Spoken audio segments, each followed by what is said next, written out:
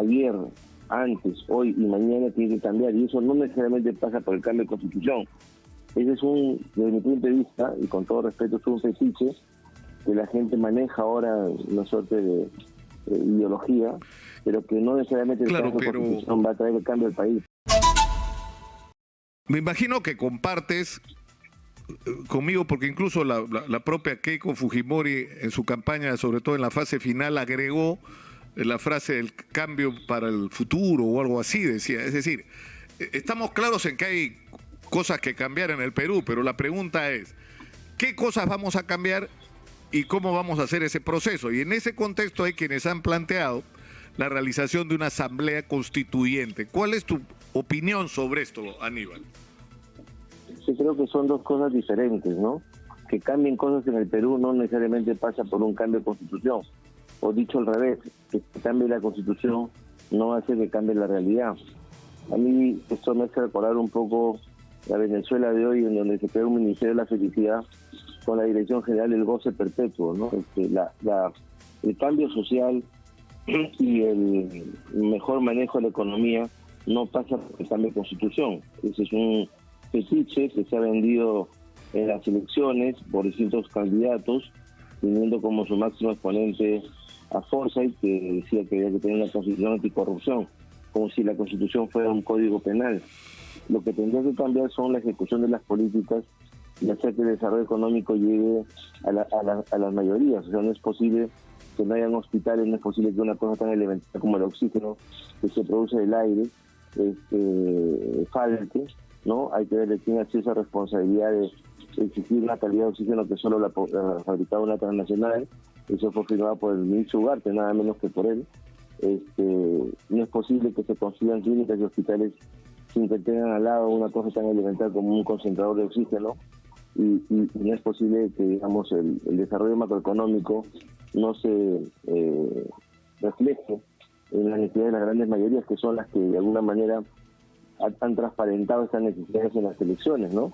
No es posible que tengamos una carretera central colapsada y que la autopista tenga con las justas 10 kilómetros y se atore finalmente en el puente Huachipa, que hasta ahora no se ha podido mejorar. O sea, hay una serie de cosas en el país que en la ejecución de la gestión pública, ayer, antes, hoy y mañana tiene que cambiar, y eso no necesariamente pasa por el cambio de constitución. Ese es desde mi punto de vista, y con todo respeto, es un fetiche que la gente maneja ahora, una suerte de ideología, pero que no necesariamente el cambio de constitución va a traer el cambio del país. Claro, pero Aníbal, la teoría de quienes defienden un punto de vista similar a ti es que la Constitución está bien y lo que ha fallado es un Estado que ha sido incapaz de aplicar lo que se supone esta Constitución permite.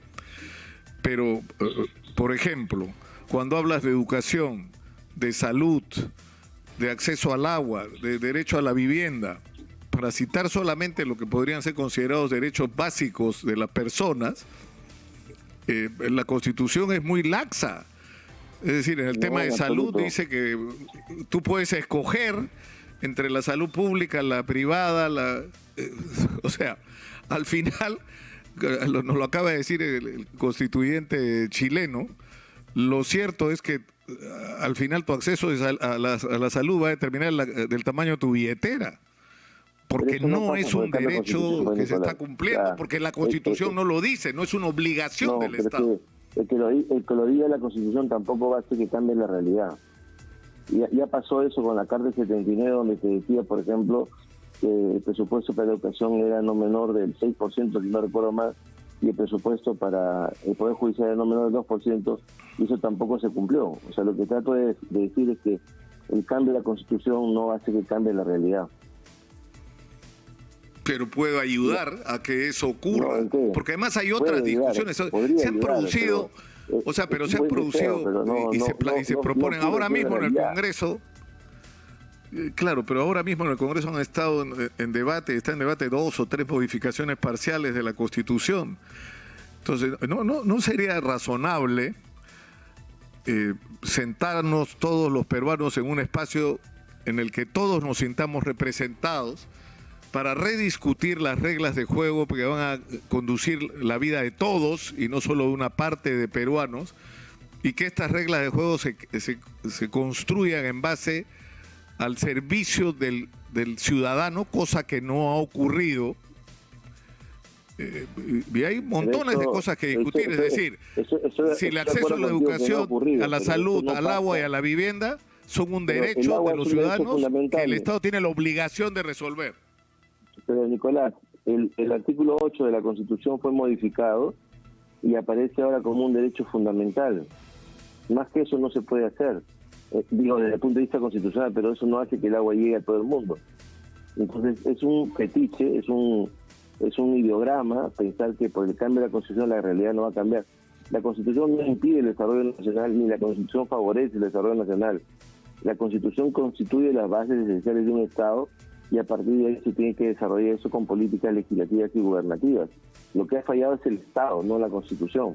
Entonces vamos a poner a discutir, a refundar nuevamente la República a los 200 años para volver a lo mismo y darnos cuenta dentro de 2 o 3 años que la realidad no ha cambiado, que la carretera central sigue atracada en Huachipa, que la gente no tiene acceso a la salud, que la gente no tiene acceso al agua. Por más que cambies el texto de la Constitución, que está lejos, digamos, de la realidad, no va a cambiar la realidad. Digamos, pero hay temas en el régimen económico, el papel del Estado en la economía, ¿no es cierto?, que es una discusión absolutamente legítima, y acá hemos resultado más papistas que el Papa con respecto, o sea, en Chile, bajo la Constitución de Pinochet, el Banco del Estado otorga hipotecas y hay compañías mineras que son propiedad del Estado, y acá en el Perú eso es pecado mortal. Eso puede hacerse a través de una reforma parcial, como ya se han hecho más de 30 reformas, no tiene por qué cambiarse toda la Constitución para cambiar el capítulo económico, mejorar el capítulo económico, ¿no? No me parece es como es un carro, pero o sea, digamos, porque tienes que cambiar las llantas, tienes que cambiar todo el carro, o sea, me parece que sigue siendo una discusión innecesaria y creo que el ejemplo chileno no es exactamente igual al ejemplo peruano, o sea, no necesariamente las realidades sociales son las mismas, ¿no? Tenemos muchas carencias y ciertamente el Estado ha sido un Estado fallido, pero eso es por un tema de las políticas de Estado, no porque la Constitución lo impida o lo favorezca. Vamos a darnos cuenta entre 4 años, Nicolás, que vamos a cambiar de Constitución y la realidad sí es exactamente la misma. Yo espero que no sea así, Aníbal. Ahora, hay una discusión sobre el procedimiento, digamos. Hay un debate, o sea, tú planteas una opinión, tú dices, no es necesario cambiar la Constitución. No. O sea, por ejemplo, yo opino que sí, y pienso que hay que hacerlo bien. Yo pienso que hay que hacerlo con serenidad, si me permites, Aníbal, y creo que debe ser visto como una necesidad desde el punto de vista del reencuentro de los peruanos para tener un espacio para descubrir aquello que nos es común y aquello que deberían ser nuestros objetivos comunes como sociedad. Pero en fin, digamos, ahora hay quienes están planteando desde el lado del profesor Pedro Castillo la necesidad de realizar una asamblea constituyente. Eso no está contemplado en la Constitución, esa figura. ¿Cuál sería, en todo caso, el procedimiento? Porque en Chile tampoco estaba prevista la existencia de una convención constituyente como la que se instaló el día de ayer. Y ahí están. Sí, bueno, te decía, o trataba de decir que el reencuentro de los peruanos y, digamos, reflexionar acerca de lugares comunes y la necesidad del país no pasa necesariamente por cambio de constitución. Es como si habláramos de dos cosas distintas, el agua y el aceite. O sea, ahí hay una suerte de idea, fuerza que se ha metido en la gente, que la Constitución ha permitido la corrupción, la Constitución ha permitido este desarrollo desigual, y no es así. Nos vamos a dar con un palmo de narices dentro de 4 años que cambiando la Constitución tampoco vamos a haber mejorado eso. Pero en todo caso, lo que debería hacerse no es que las políticas de Estado cambien, ¿no? Las constituciones permiten gobiernos de izquierda democrática y gobiernos de derecha democrática, y por lo tanto son las políticas gubernativas las que tienen que cambiar. El agua, por ejemplo, es un derecho fundamental porque se modificó el artículo 8 de la actual Constitución y sigue siendo un bien escaso. No, pero el artículo 8 habla sobre el tráfico de drogas, ¿no? Te lo puedo leer si gustas. Dice, el Estado combate y sanciona el tráfico ilícito de drogas, asimismo regula el uso de los tóxicos sociales. Déjame revisar mi texto constitucional. Constitución. El problema es que el artículo 11 dice, por ejemplo, en relación a la salud, el Estado garantiza el libre acceso a prestaciones de salud y a pensiones a través de entidades públicas, privadas o mixtas y supervisa asimismo su eficaz funcionamiento. El Estado tiene la obligación de garantizar el derecho de la gente al acceso a la salud. O sea, más bien eso es lo que debería decir. Pero en fin, lo que te quiero preguntar, lo que te está preguntando Aníbal es, en el Perú no está contemplada la figura de la Asamblea Constituyente.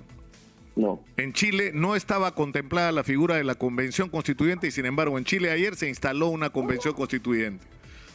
Sí. O sea, ¿qué tendría que ocurrir en el Perú para que pueda haber una Asamblea Constituyente?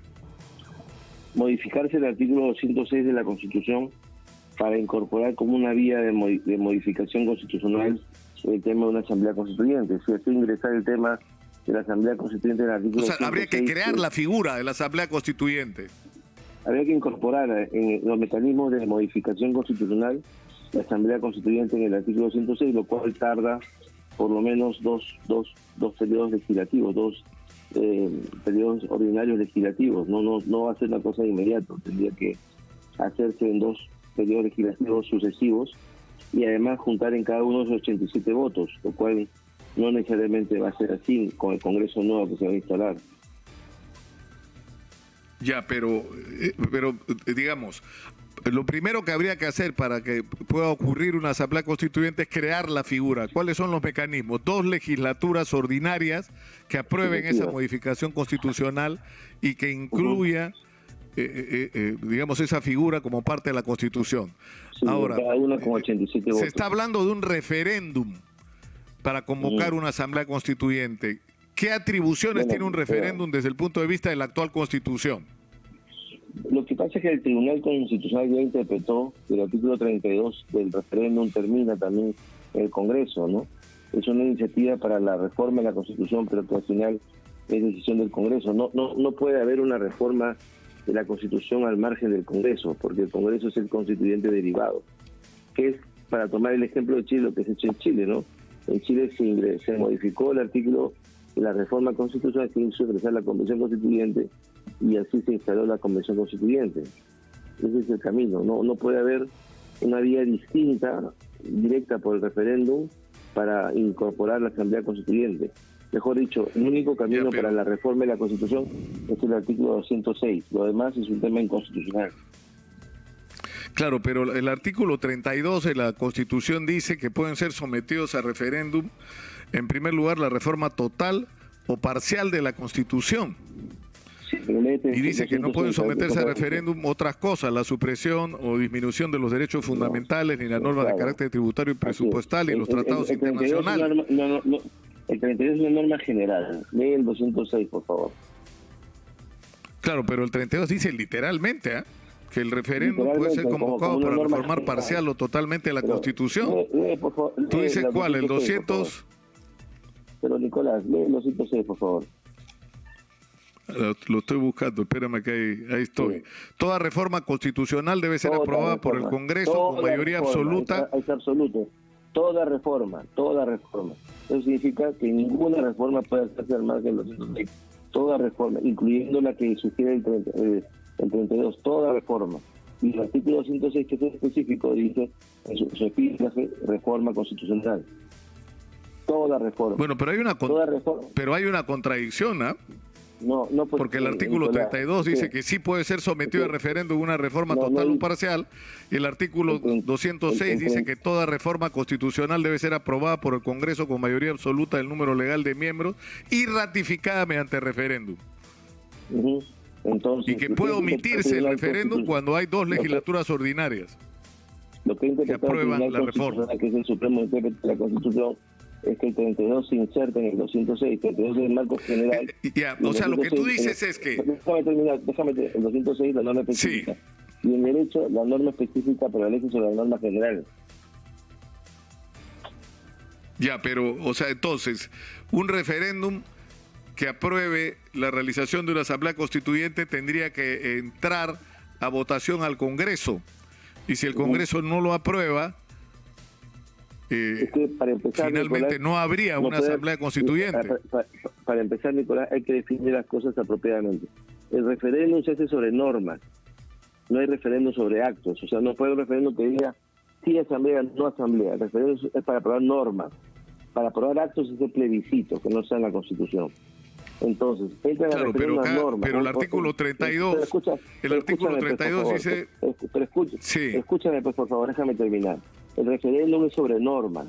Alguien tendría que redactar una nueva Constitución y someterla a referéndum. No puede haber un referéndum sobre sí o no. Sí asamblea, no asamblea. Tiene que ser cómo es la asamblea, porque el referéndum se hace sobre normas. Como fue el referéndum que hicimos para la reforma de la Junta Nacional de Justicia, de la bicameralidad, se hace una norma, se aprueba la norma, un texto normativo, y eso se somete a referéndum. No existe referéndum de sí o no.